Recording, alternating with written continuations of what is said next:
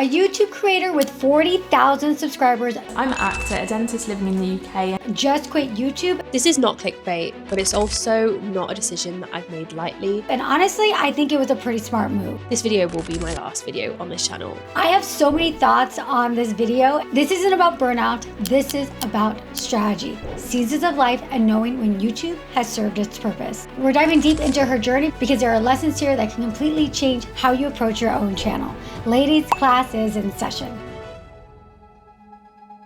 Atka was working as a dentist in London, but during the pandemic, her work dried up for about 8 months, and that's when she decided to start a YouTube channel. All in all, I can honestly say that YouTube absolutely changed my life. I mean, I don't even have a big channel, and this is the thing, it's such a myth that you need to have this large audience to be able to be successful or to create opportunities or to just change your life in some way. Like, that is not true at all. YouTube has given me so much, and I haven't regretted it for a minute. Even with just under 40,000 subscribers, YouTube completely transformed her entire life. A startup actually reached out to her through YouTube and gave her an amazing job opportunity. A startup reached out to me and they gave me a career path that I just never thought I would ever have. I was able to leave my job as a dentist. When you put yourself out there on YouTube consistently, you have no idea who's watching or what opportunities will come your way. There's no room that you don't deserve to belong in. Like, it doesn't matter how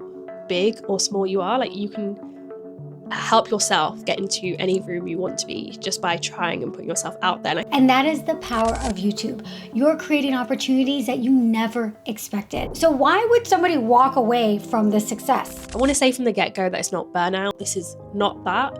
It's not that I can't continue. It's that I'm actively choosing not to. After about 2 years, she started wondering, where is all this headed? My honest answer to that question was always no. I don't want to be a full-time YouTuber. She took a YouTube course that actually helped her realize something very important. But it also made me realize that I'm just not meant for this game. Like, I just don't want to make viral videos. I don't want to have to come up with good thumbnails and titles that make people click. Like, I've done it once or twice without trying to, really, but I can tell you now that YouTube is not easy. Like, people make it look so easy on the outside, but it's so hard, and it is so much strategy. Like, so much strategizing goes into it. And I found it personally quite exhausting. Like, I just didn't want to keep up with that. I love everything else. Like, I love writing YouTube ideas. I like the filming, I like the editing, but I really did not like the strategy that goes on behind the scenes with a YouTube channel. I'm completely the opposite from her. I love the strategy. That's why I gravitate towards the producing and coaching that I do. 95% of my time is not spent creating content. It's spent on strategy, thumbnails, titles, the psychological triggers that make people click. And she realized YouTube just wasn't her jam. But it wasn't just about strategy. Her life completely changed. When I started YouTube, I was in such a different place to what I am now. Like, I was living on my own in an apartment, and now I'm married and I have a baby. YouTube, out of all of the platforms, is the one that takes the most time, the most energy, the most effort.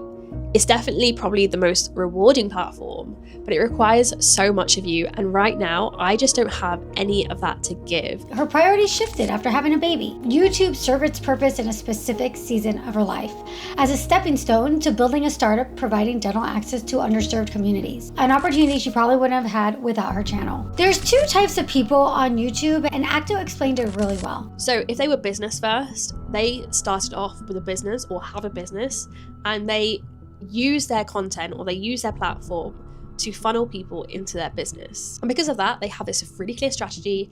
They know what kind of content they're creating, they know where it's going, and they're not as reliant on a large audience to make a living from it. And then you have creators who are primarily trying to just build their audience. They're not really sure where it's going to go. They're not really sure what kind of business they'll build out of it. They're just building and then going to see what happens. And the problem with these creators is I found that they were always so reliant on their views. They were so reliant on the algorithm. She was in that second category, audience first without a clear business strategy. Both types need views, but the pressure is completely different. And I did a whole video on this topic, so you're gonna wanna check that one out next. When you're a business owner like me, low views, they're frustrating, but they're not devastating because my income doesn't rely specifically on those views. For influencers without that business background or foundation, every video that flops feels like a threat to their livelihood. And that's why I personally was able to take 2 years off when I had my third baby. YouTube serves my business, not the other way around. I'm not saying that one way is better, just that there are different reasons for doing YouTube and you need to figure out what yours is. If I'm honest with you, when I looked at YouTubers and I kind of aspired to have that kind of lifestyle, I really envied their fact that they could just be on their laptops at home filming it and not having to really see anyone. Like, my introverted self loved that concept. But here's the ironic part. YouTube actually gave her more connections and friendships than she'd ever had. But I can honestly say, since starting YouTube, I don't think I've really felt lonely. Like, I haven't felt lonely in such a long time, and I really just feel like YouTube has changed that. I can say that so many introverts are attracted to YouTube because you can work alone, but you're also putting yourself out there to connect with people. When I go to conferences, a lot of the YouTube creators I meet are actually very shy and very reserved in person. So if you're an introvert considering YouTube, know that it might push you out of your comfort zone in ways that you don't expect. And that could be exactly what you need to grow, like it did for Atka. Some people thrive as full-time content creators. I'm thinking about my clients like Lisa D1, who've been doing it for 14 years, Jen Love, Marnie Goldberg, Michelle Wong. They love creating content nonstop. That is their job. Atka realized she's not one of them. And that is totally okay. Not everybody needs to be a YouTuber. For some people, it is a great fit. They love creating the content, being on camera, interacting with an audience week after week after week.